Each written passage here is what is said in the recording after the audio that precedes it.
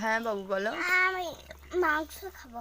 আজকে মাংস খেতে নেই, আজকে বৃহস্পতিবার। মামা আমি মাংস খাবো। আজকে মাংস খেতে নেই, আজকে শনিবার। আবার মাছ খাবো।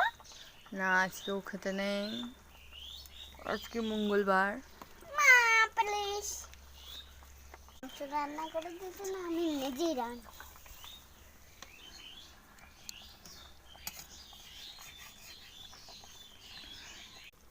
বাবু কি করছো?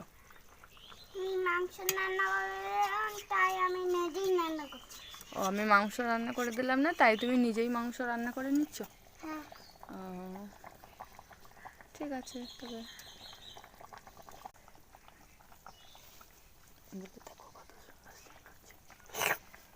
আর এখন কত সুন্দর ছিল।